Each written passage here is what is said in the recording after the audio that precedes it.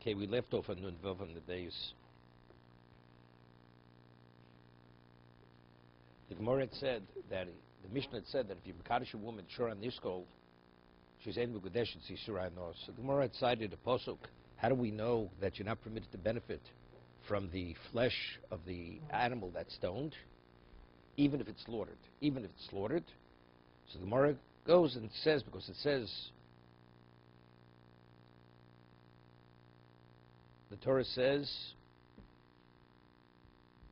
Lo ye'ochel es b'soro.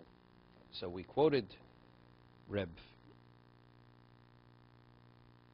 Avo named Reb Lozer. Then whenever the Torah says Lo yochalu, sochalu, sochlu, it means both Isra Achila, Isra Hanor. So it says you're not permitted. Samara, we're holding over here. So if we according to Reb Lozer, Omer Reb Avo, of Ravo, Omer Reb Lozer, so what does it have to say? Balashar Noki, 2, 4, 6 lines from the bottom. If you say Lo Sochal, Lo Yochel means only Isra Achila, right? So therefore we need Balashar Noki to say you've been cleaned, you've been stripped of your possessions. So that means you're not permitted to benefit from it. But if we're saying when the Torah says Lo Yochal, it means Isra No, what is the meaning of Balashar Noki? What is the meaning of that? It seems to be superfluous. So Mar says, La Nos Oro, that you would think that only it says Lo Yochal B'Saro, you're not permitted to eat its flesh. But what about the hide? Right? The hide you could benefit from. So Lo Yochal Es B'Saro. See, B'Saro also Oro Muter. The flesh you're not permitted, that's Lo Yochal, means what's edible, right? But what? The hide, yes. So therefore, Balashar Noki means no, it's a total loss. Not only is the flesh you're not permitted to benefit from, you're not even permitted to benefit from the hide. How means benefit? Lo Yochal. Lo Yochal is Isra on the board. It says Lo Yochal es B'Soro. No, so I'd say it's limited to the flesh. Balashar Noki.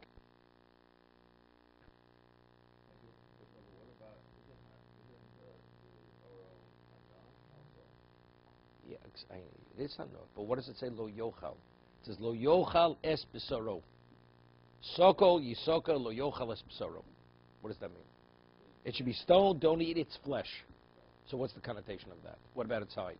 Could you eat the hide? You can't eat a hide. Hide is not edible. So that means what are you not permitted to benefit from? From the flesh.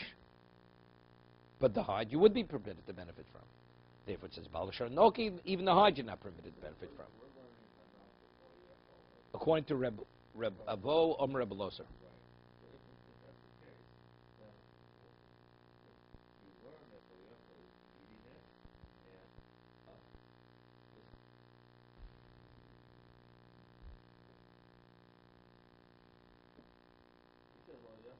So therefore that we had earlier, because I would say even if he does an action which permits meat to normally be eaten, meaning he preempted the court before it was stoned and slaughtered, right? Even you're not permitted to benefit either.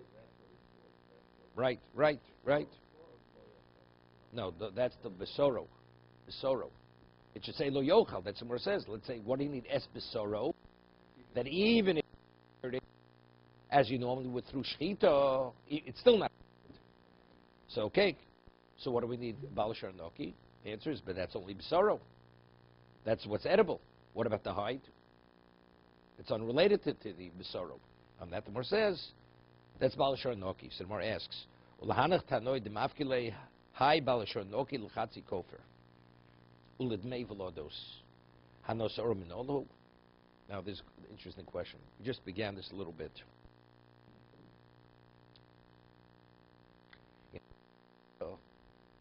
If a person goes and injures a person and he loses the usage of an arm, what is the value of damages? So the Gemara says that you evaluate him as an Evet Kanani, as a Canaanite slave, and what is a slave worth on the market? With 2 hands? With 1 hand. So you deduct the value, the difference between the 2 slaves. That you're paying for the value of the arm itself. Right? So that's value. It has nothing with kapora. It's purely restitution. That's yad tachas yad. What's yad tachas yad? Value. right? What about if your ox kills a person, and now you have to pay? You pay for the value of the person. What is that? Is that restitution, or is that kapora? The Gemara has a question. Is it kufra kapora or kufra mamona?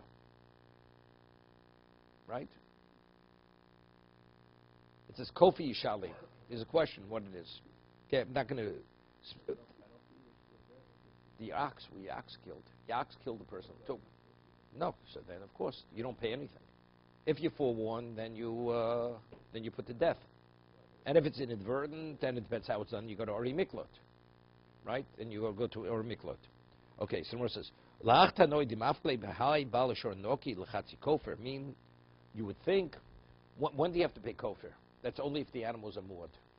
You should have watched the animal. It was a gorer, and because as a result of not watching it, it killed the person.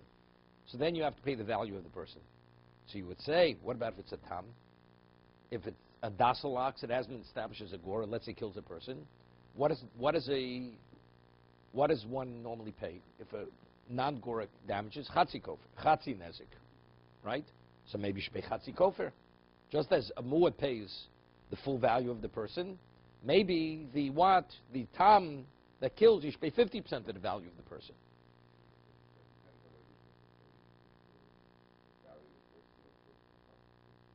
Whatever. So the Gemara says, these Tanoim said, Balash or Noki, no, you're exempt. It's only by muad you have to pay value, but if it's not a muad, it's not a gora, you pay nothing. So that's Balash or Noki, meaning you're free of the debt. You don't have to pay the debt. Now the next one is what's a little chiddush. The Torah says if two people are fighting, and one wants to strike the other and accidentally hits a pregnant woman, and then as a result of the injury, she miscarries. So the damager, what does he have to pay? So he has to pay the fetuses, the value of the fetuses, to the father of those unborn children. So how do we understand that? Sure. Right? The fetuses belong to the father. As a result of that, you pay the value. If you have a pregnant slave woman, what is she worth with pregnant? What's the value on the market without carrying children, a child in her womb? That's how you make the evaluation. So you'd say, if you're ox a person and causes injury, right? The owner of the ox has liability. He has an obligation of restitution. So let's say the ox gores a woman and causes her to miscarry. What would you say? You should have to pay. That's your asset causes damage. You should have to pay, right, for the fetuses. The Torah says, Balashar Noki, that in regard to the fetuses, if the reason why the cause of the miscarriage is the goring, he doesn't pay for what? For the unborn children. No, muad, regular gorer. He didn't kill the woman. It's a moment hamazik. If your ox goes and gores another person's ox, do you pay full value? If it's a muad, you pay full value. Because moment hamazik, when your money damages, it's like you damaging. You have full liability. So here, if you would hit the woman and cause her to miscarry, you pay for the value of the fetuses. So your ox, if it causes the woman to miscarry, it's moment hamazik, you should pay. But yet, the Torah says, Balashar Noki, that you don't pay. Why? I mean, what's the difference between the fetuses and the woman? If the ox causes her to lose usage of her hand, you pay for the hand. Because that you're a damager. You're responsible for the damages of your ox. So if you, factually, I mean, the fetuses have value. So if the fetuses have value, why should the Torah, I mean, how do we understand, why shouldn't you have to pay for the fetuses? Factually, on the slave market, she's worth more with pregnant than not being pregnant. But yet, he learns that what? Dmei velodus. Im noga fi shor of yotzil, the enu mishalim dmei velodus. Labal kmo she'odem nogev mishalim k'dichsiv onesh yonesh. So I was thinking, it's unclear from the Gemara. Now, the question is, when you pay for the fetuses, who do you pay? You pay the father of the children. Maybe, if the ox damages, maybe you pay damages. But you don't pay for the what? you don't pay the father. Maybe that's what you would say. There's a chiddush. And factually, the fetuses, they're unborn. So if the Torah wouldn't say you pay the father, you'd think you'd pay the woman. It's part of her body. She's worth more, she's worth less. Correct? So the chiddush is, but if an ox causes that damage, you pay, but you don't pay the baal. You don't pay the father. But that's not the connotation of the word. It says baal asher noki. Noki means the one who owns the ox, he's absolved. He's fully absolved. Yeah, well, what would the svar be? It seems it's moment amazik. I mean, the fetuses have value. It's moment amazik. Chiddush HaTorah. Chiddush, I don't know why.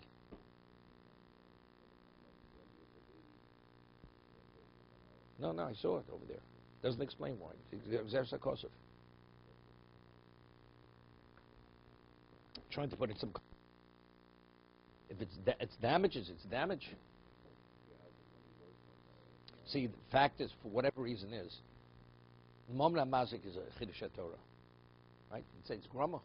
Your asset caused damage. Torah says no.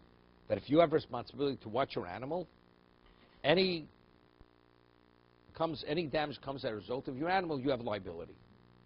If it's a gore, you have full liability. Okay? So if that's it's a chiddush.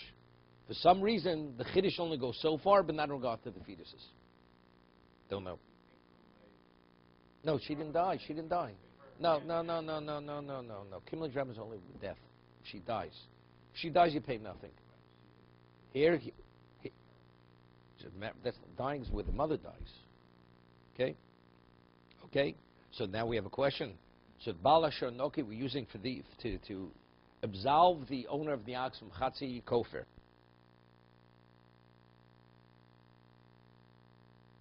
From the hide. Correct? Because the Pasuk, Lo Yochal Es Besoro, the hide is not the flesh.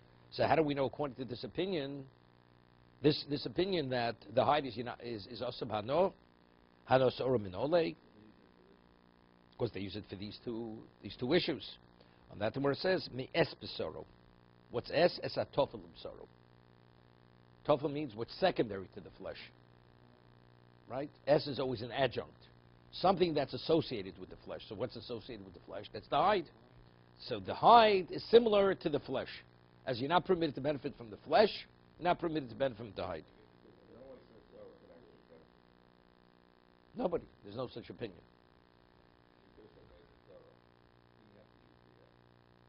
Correct.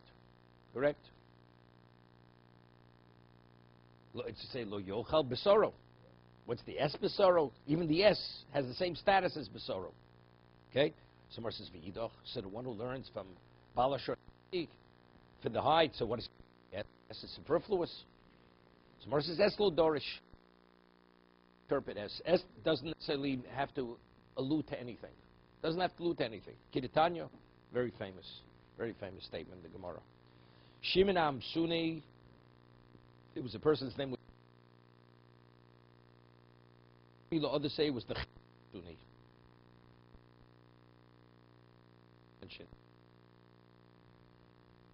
Evidently they came. Well, I'm interpret.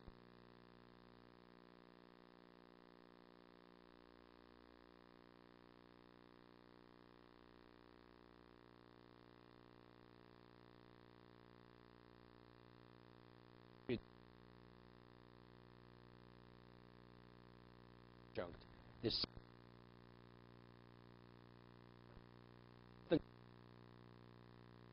what could we do to Hashem? That Hashem wants you. This confirmed to him that the S should not be interpreted. Pirish. So what? Meaning, I confirmed to him. Interpretation S is not.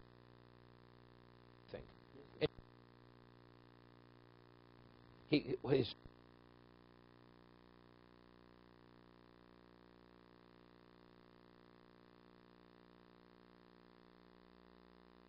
throughout the Torah, because of when he came to the Torah, he says this confirms as is not connoting speech. So Shimon Amsuni said to his Talmidim, "Kshem kibal kach kibal." Hear this? Just as I received reward for the drisha, for interpretation, for delving into it, I have no less reward for retraction. Okay?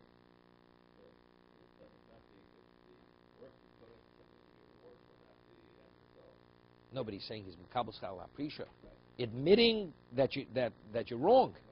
No, but now that he was wrong, what does he receive reward for the drisha? Evidently, it's been revealed. Everything was an act of futility. It was nothing.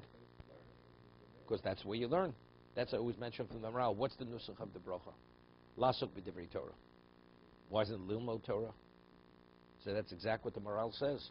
Because if it would be Lilmo Torah, you say to a person, what did you learn today? He says, I've been struggling with this for 3 weeks. I haven't learned a word. I'm just trying to figure out what's going on. Do you get credit for Limanat Torah? So he says, the Maral says, one doesn't understand something instantaneously the moment you learn it. You have to apply yourself. You have to think. So you mean until you actually come upon the truth, you receive no credit? The mitzvah is lasuk b'divrei Torah. It's to engage. It's the process of try to understand. The end result, of course, is the ultimate. That you should come to a conclusion. But if you don't, okay, we have teiko, tishbi Torah skusha zabayis. Sometimes we have anything unresolved. You have to wait for Eliyahu Novi to resolve it for us. But the mitzvah is hisaskus. It's the engaging. It's the process of studying. That's what it is. Everything. He was tracking everything. Because this was a confirmation. Because this S cannot have. There's no equivalent of God Himself. So you see, it's a manner of speech. So therefore, all the S that he interpreted, also maybe if it's a manner of speech, it doesn't prove anything. He came up with in understandings something that has a semblance of what the S is associated with. That's the adjunct. But you see clearly here, there's no adjunct to God, because there's nothing's the equivalent of God.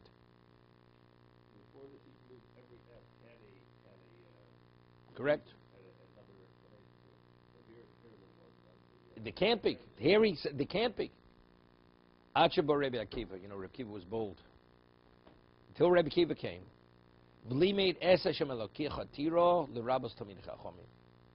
The S comes to include that Hashem wants you should revere the Talmud Chacham no less than you revere him. No, then everything was reinstated. This was the basis for the refutation. But now that Rebbe Akiva gives us an understanding, so again, there's a morale on this. Why does Hashem want you? He says it's not understandable. It can't be. What could be the equivalent of revering God? So he explains, the morale, that the Rambam rules. I'm just giving you some background to appreciate the morale's answer. The Rambam says that a Rebbe, when he teaches Torah, he cannot act with the students in a frivolous way, because they're not going to respect him sufficiently. He should not eat with them. He should not drink with them, because they will not revere him sufficiently. Because based on the degree of reverence, that's going to be the degree of attentiveness and to what degree they're going to value his teachings. The greater they revere him, the greater effect will his teachings, and the more receptive they will be to his teachings of the Torah. So the Maral says that why does Hashem want you to revere the Talmud Chacham no less than himself? Because the only way you could revere God is only through the Torah itself. That's the only way. That is the vehicle. So therefore, you have to revere the Torah. You have to value it, to be attentive and to understand it and internalize it. Only then will you revere God. And since the vehicle to that is the teacher, is the Talmud Chacham, therefore it's Hashem Elokech Tira l'Rabbos Talmidei Chachamim. Once mentioned, the Rav Chaim Volozhiner, he had a son. His name was Yitzchok. So when his son was 10 years old, he never met the Vilna Gaon. Never met his father's Rebbe, and the Rav Chaim Volozhiner was the closest Talmud of the Vilna Gaon. So he said to his father, he says, and Vilna Gaon was still alive. He says, "When are we going to visit the Rebbe?" He was 10. He never met. So the moment he mentioned, he says, when I would visit the Rebbe to his father started to tremble. You understand? Started to tremble. This is Es Hashem Elokecha Tira. We can't even relate to this. You understand? When you stand in the presence of the Vilna Gaon, you could tremble. You would tremble if you understood who the Vilna Gaon was. But here, it's not in his presence. He himself hadn't seen his Rebbe maybe in a year. But just the thought of thinking about him, he starts trembling. So if you tremble about the Rebbe, so when we think about God, Hashem Sosai Tiftach, you enter into the audience, the person should tremble. Right? You should. But we don't. So that tells us how far removed we even have any relevance to what true reverence is. Right? We speak Yiras Haromamus, fear out of his exaltedness. We have no relevance to that.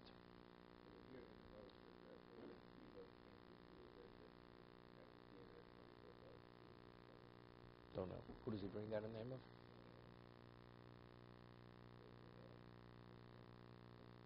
Amar.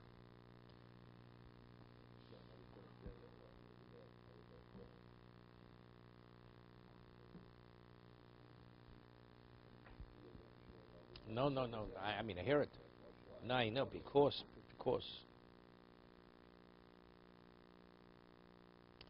Evidently, Reb Kiva felt it was a reflection on him. If they would have understood the Torah sufficiently, they would have absorbed it as they should have, then they would have acted to one another. I always said, you can't look. The Gemara says the reason why 24,000 Talmid Reb Kiva died during this 33-day period, they didn't treat each other with sufficient respect. It's not they would disrespect them.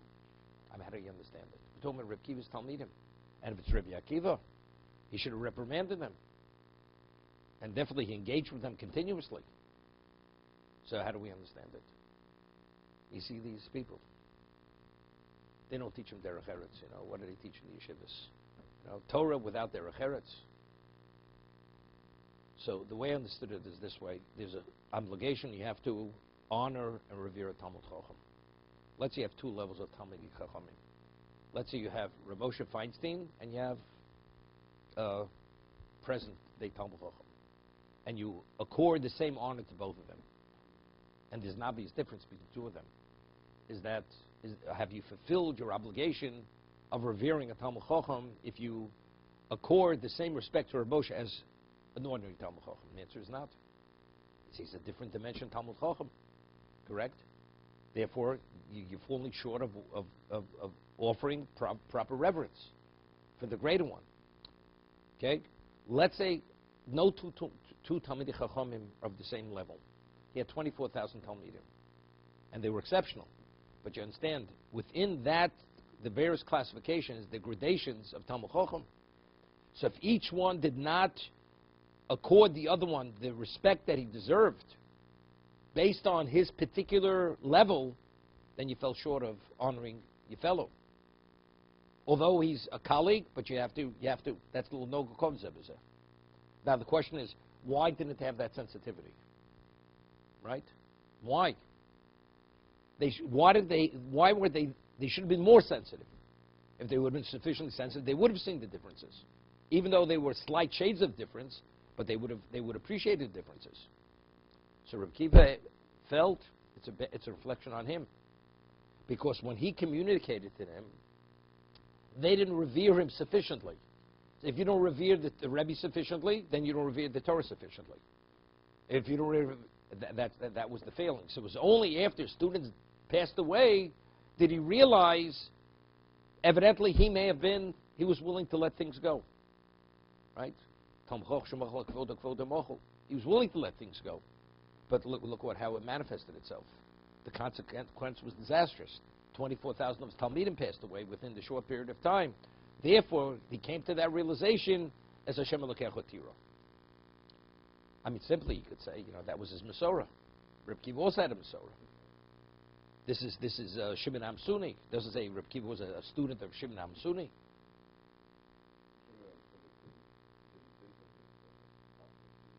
It's an impossibility.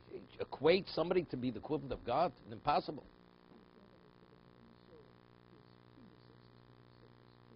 Definitely, definitely, definitely. No, you don't know. No. Again, Shimon Amsudi wasn't aware of that Masorah. Who said they didn't say it? There are many things. Look, Avram Avinu studied the whole Torah in its entirety.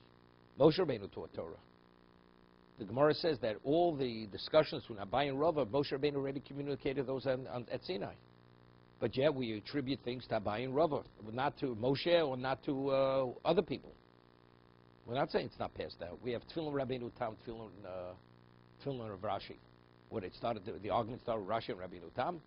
I mean, earlier. I mean, the Rush speaks about a case that where they had unearthed in time of the Gonim, a pair of tefillin from time of the Gonim, it was tefillin like Rabbeinu Tam. So it's a proof, maybe Rabbeinu Tam, his tefillin are the correct order, whatever. He says, no, maybe they were puzzled. That's why they put it in the Geniza. That's what they said. Okay, he says no proof. So I just I'm assuming very shortly also it's not if that doesn't sound like it's Masorah, it sounds like he's coming over to do an explanation for a puzzle. That's not from Masorah. Not everything's Masorah. I mean, what's the difference between the Ashkenazic approach to the Sephardic approach, the Gonim? The Gonim still, they were part of the Masorah. Once the Rishonim came, it wasn't so simple. There was a Masorah. The Masorah was in question. So you had Masorah, but in the details, it was based on, like Rashi. Rashi is a commentator. It's the way Rashi processed and understood that was the basis for his psak.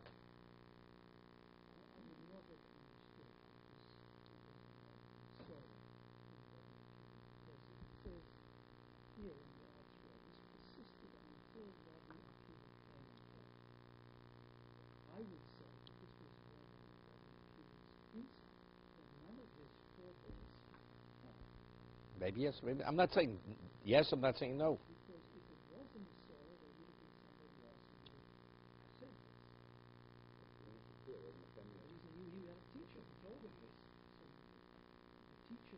Do you know, Rabbi Akiva, there's certain people, you could bring something up and offer an interpretation, but it's rejected. When Rabbi Akiva presented something, you couldn't reject it. It wasn't simple to reject it. Reb Kiva disagreed with his teachers, with his rabbeim, even though he was a student, because he surpassed, even his teachers he surpassed. So, I mean, Reb Kiva is referred to in Sanhedrin as Okahorim B'tochen Zebazeh. He uprooted mountains and he grinded the mountains. That was his power of genius. It was something we can't even relate to. Okay, maybe yes, maybe no. Okay. So I'm sorry. How does this work that if you have a puzzle and then a Mora could come along and just say this is what the puzzle means? As long as you don't have, definitely. Without a Masorah, as long as it conforms with the Yud Gimel Midas Torah and the Dreshes, and it's not contradictory to anything that exists in the Torah, in the Masorah. There's a famous, the Orach Chaim Kodesh says in one location, he said things, even though Chazal don't interpret it this way, the Orach Chaim Kodesh says this.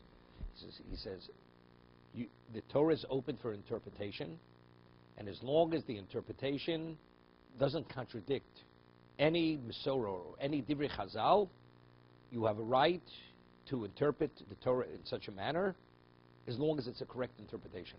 I mean, some people, they interpret the words because, they're, it's not really, it's really not what the Torah is saying. But if the words read as your insight in the words, it's an acceptable interpretation of the Torah. No, not doing Gzera Shava. Not Gzera Shava. There's not Gzera Shava. No. There's interpretation. It's an adjunct. What is the adjunct? Something which is the equivalent of Hashem. Hashem wants you to revere something other than himself at the same level. Who is that? So Rabbi Kiva says that's Talmidei Chachamim. It's not Gzera Shava, it's Halacha L'Mishmi Sinai. You can't make... Right. For instance, you have Kal V'chomer. Right? Kal V'chomer is one of the 13 methodologies we interpret Torah. You could have a Kal V'chomer and derive even today. Kal V'chomer, you're able to extrapolate through the Kal V'chomer and establish halacha. Or mematzinu, comparing one thing to another. Based on that principle, I compare it to this. Therefore, I apply that principle to something else. Okay. Egla Rufa. The Mishnah tells us a person's mekadosh on Egla Rufa. What is an egla rufa? You find a corpse outside of a community, and the zakanim, which are members of the Sanhedrin Gedolah, so the community has to be atoned, and they haven't located the murderer, the person who killed this man. He was murdered. They bring a calf, egla, and they break its neck. Okay? So how do we know the egla rufa is Isur Hano? And therefore, if you makadosh a woman with egla rufa, she's ain't mukadeshes. They just dispose of it. They dispose of it. Does not be. I mean, it has to be disposed respectfully. We'll see in a moment, because we'll see in a moment why it's Isur Hano. Possible, if you you just bury it, or you dispose of it, like throw it in the garbage. Somewhere says Minolan. I mean, one of the cases in the Mishnah is Basar B'cholav. Mekadosh Basar B'cholav Ve'enim B'kodeshes, because Basar B'cholav is Isur Hano. Omer Rabbi Yanai, Amri Dvei Rabbi Yanai was said in the Beis Hamidrash Rabbi Yanai, Kaporik Sivbo, Kekochim. When you bring the Egla Rufa, what does it do? It's a kapora. It atones for the community. What is kapora? Kapora is, where do we find the concept of kapora? That's kochim, something that's consecrated. So you see the Torah, although the Egla Rufa is not consecrated, it's not kochim. Nevertheless, the Torah, since it refers to it as kapora, just as kochim, monetarily you don't own the kochim, and you can't benefit from the kochim, you're not permitted. Identically, Egla Rufa, you're not permitted to benefit from it. Depends what it is. Depends what it is. The height of shlomim of Ola is given to the Kohanim. But that's based on psukim. That's all based on psukim. No, but I understand that. I understand that. What do you mean? No, Sharnis goes something else. No. We'll see in a moment. Firstly, when does it become an egla? Is it when you take it down to the, or maybe if it's when you break its neck? Okay, so when you break its neck, maybe then we'll see. See, Pari Mitzora.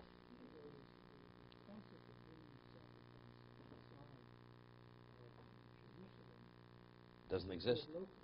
Well, we'll discuss the next case. The birds of a Mitzora. It's also not in the base of Mikdash. It's outside. Right? You take two birds. This is part of the process to reinstate the Mitzora, the leper. You take two birds. One, it says you slaughter over water that was drawn from a living wellspring. And then you take the living bird together with two other things. You dip it into the water, sprinkle it on the Mitzora. Then you send the living bird out into the wild. So we'll discuss this. The bird that was slaughtered, are you permitted to benefit from? You're not permitted to benefit from it. And the bird, before you do this ritual, the living bird, are you permitted to benefit from?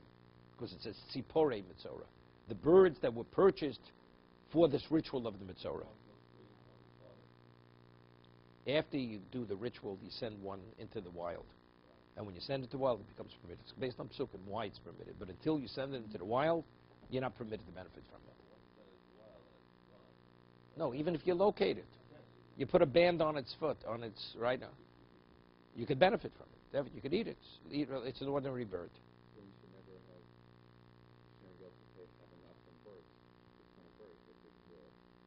No, the bird, first, no, it's not a question. First, it says explicitly the bird is permitted.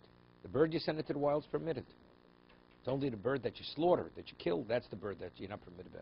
But anyway, go after rove. Right, the majority of birds in the wild are not the birds that were sent into the wild. Whenever you're in question, you follow, right, the majority. Minolan. How do we know Tzipori Mitzora you're not permitted to benefit from? The Ton of Rabbi Shmuel. It says Machshir Mechapir B'fnim. Now, a Mitzora, one of the karbonos he has to bring is a nosham, a guilt offering. That's part of the reinstatement. That's to allow him to bring the other karbonos. He brings a number of karbonos, the Mitzora. So you bring the Osham, which is within the sanctuary. That's regular kochim. So we find Machshir Mechapim Bifnim. You find the Machshir, that it's a prerequisite for his reinstatement. That's the Osham Mitzora. And you find Mechapir. All karbonos are karbonos which atone. That's within the sanctuary. So we're equating the Machshir to the Mechapir.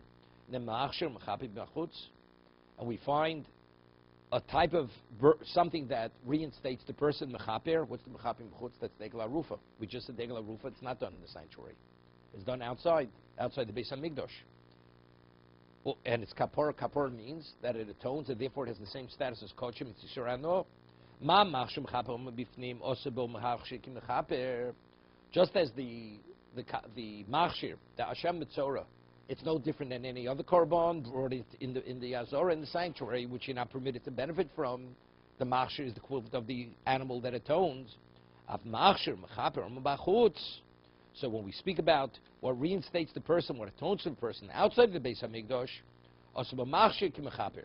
So what reinstates the person has the same status as the animal that atones for the person. So it has the same status as the Egla Rufa. So just as the Egla Rufa, we said, of course this is Kapora, we see it as Kochim, and you're not permitted to benefit from it. Identically, the Machshir, which is the bird, you're not permitted to benefit from. Kaddish.